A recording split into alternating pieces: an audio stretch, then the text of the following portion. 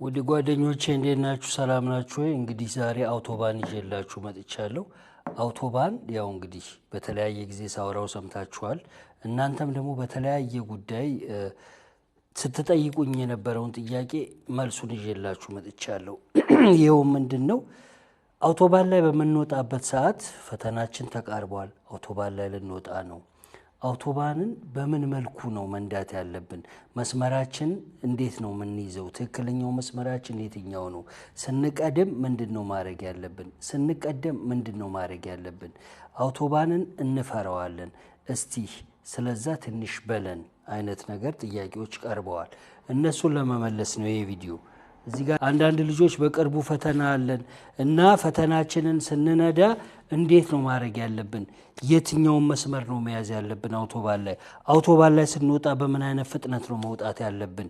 እስቲ ባክን በዚህ መልኩ እርዳን ወገን ለመቼ ነው ባላችሁት መሰረት ይኸውላችሁ አውቶባን እንግዲህ 3 መስመር ሊኖረው ይችላል 4 መስመር 5 ዋትኤቨር ኦኬ ፈጣን መንገድ ነው መኪናችሁ አውቶባን ላይ ስትወጡ ቢያንስ ከ60 ኪሎ ሜትር በላይ መንዳት መሄድ የሚችል መኪና መሆን አለበት ሲጀመር ሲቀጥል ደግሞ ሁሉ ጊዜ እንግዲህ የሆነ ሰዓት ላይ ነው ከሰማይ ላይ አንወርድም ከሆነ መንገድ ላይ ከኢነኦርት ከአውሰኦርት ብቻ ከሆነ መንገድ መተን ነው አይን ፌደል ነው ወይም ደግሞ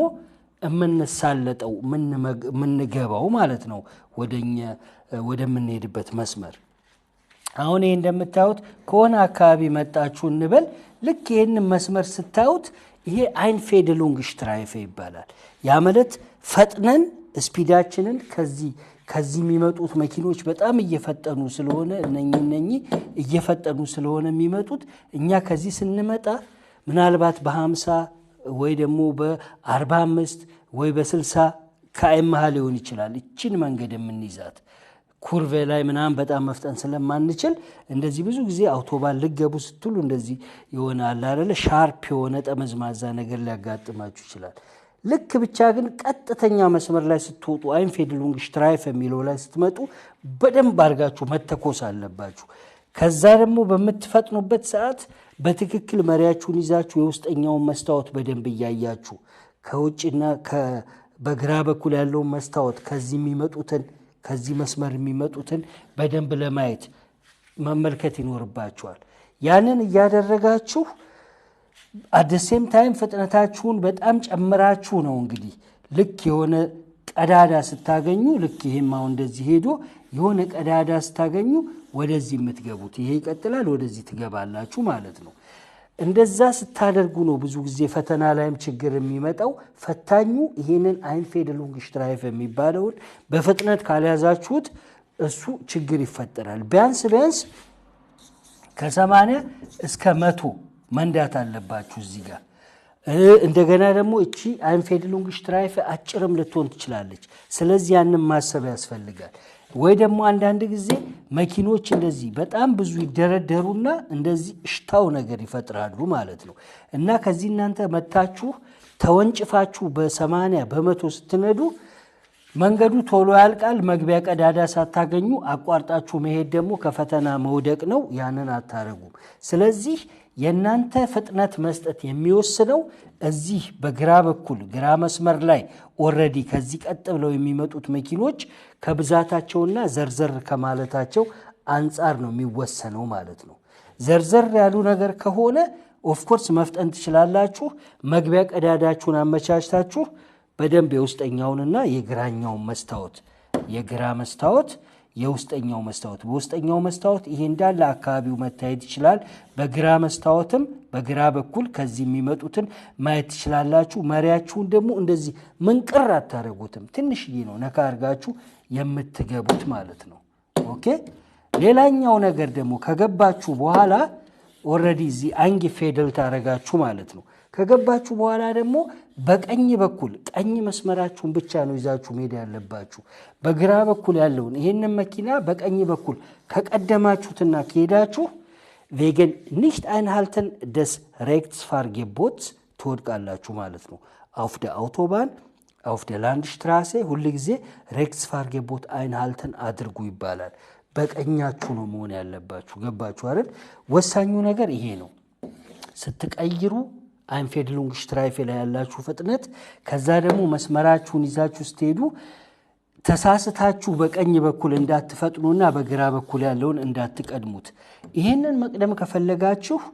ጀስት አንድ ወደዚህ ተመጣላችሁ ከዛ ወደዚህ ከዛ ትሄዳላችሁ ኦኬ ከዛ ትመለሳላችሁ ከዛ ደግሞ ወደ ነበራችሁበት መመለስ እንዳልኳችሁ ይሄንን መኪና መቅደም ከፈለጋችሁ መጀመሪያ ወደዚህ መስመር ትመጣላችሁ ሁሌ አንድ መስመር ነው የሚቀየረው ማለት ነው ከዛ ወደ ግራኛው እዚህ ትፈጥናላችሁ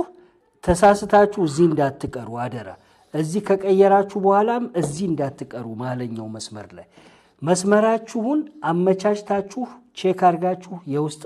መስታወታችሁን በደንብ ተመልክታችሁ ከዛ ወደ ቀኝ መቀየር አለባችሁ ከዛ ቀኛችሁን ይዛችሁ ትሄዳላችሁ ማለት ነው በዚህ መልኩ ዲስታንሳችሁን እየጠበቃችሁ ሳትንቀዠቀዡ መስመራችሁን ይዛችሁ ከሄዳችሁ ፒስ ነው ማለት ነው ሁሉ ጊዜ መገንዘብ ያለባችሁ እንደዚህ በመትሄዱበት ሰዓት ኦኬ በዚህ ጋር አሁን ለምሳሌ እንደዚህ ይሄዳችሁ ያ እንደዚህ ይሄዳችሁ እዚህ ጋር ወፍራም መስመር እንደዚህ ወፍራም መስመር ካለ ይሄኛው ወደ ሌላ ዳይሬክሽን ነው የሚሄደው ማለት ነው ያ ወፍራም መስመር ማለት ወይ እንደዚህ የሚያልቅ መስመር ነው አይንፌድሉንግሽትራይፍ ሌሎቹን የሚለይ ማለት ነው ወፍራሙ መስመር ሌሎቹን አንዱ መስመር ካንዱ የሚለይ ነው በአቅጣጫም በኩል ቢሆን ወይም የሚያልቅ መስመር ከሆነ እንደዚህ ይሄዳችሁ ወፍራም መስመር አጠገባችሁ ከሆነ እዚሁ ጋር ነው የምትቆዩት ልክ ሄዳችሁ ግን ወፍራሙ መስመር ካለቀና ቀጭን መስመር ከጀመረ ሶ ወደ ቀኝ መሄድ አለባችሁ ማለት ነውና ቀኛችሁ መያዝ አለባችሁ ለምን ብትሉ እዚህ ጋር ቀጭን መስመር ከተሰመረ ከጎን ያለው መስመርም ይሄውን 1 2 3 እነኚህ ሶስቱም ወደ አንድ አቅጣጫ ነው የሚሄዱት ማለት ነው ወፍራም መስመር ሆኖ ግን የሚቀጥል ከሆነ እንደዚህ ወፍራም ሆኖ የሚቀጥል ከሆነና እዚህ ከነበራችሁ እናንተ ወደዛ መሄድ አያስፈልጋችሁ አቅጣጫችሁ ወደዛ ከሆነ ቀጥ ብሎ ከሆነ ቀጥ ብላችሁ እዚሁ ላይ ትቆያላችሁ እንዳልኳችሁ ይሄ ሶስተኛው ከዛ ወደ ሌላ ቦታ ነው የሚሄደው ማለት ነው እንግዲህ በትንሹም ቢሆን ሳይበዛ የተረዳችሁት ይመስለኛል አውቶባን ሬክት ፋርጌቦት በቀኝ በኩል መሆን እንደገና ስትገቡ መስመሩ ላይ ቢያንስ ከ80 እስከ 100 ፈጥናችሁ መግባት ከዛ ደግሞ ምልክቶችን ማየት እንደገባችሁ ምናልባት በ120 ሊሆን ይችላል ኦኬ እዚህ ጋር እንደወጣችሁ 120 ሊሆን ይችላል የሚነደው ሶ እናንተ ያንን ስፒድ መያዝ ይኖርባችኋል ቢያንስ 115 እንደዚህ መንዳት ይኖርባችኋል 120 ተፈቅዶ እናንተ በ100 ከነዳችሁ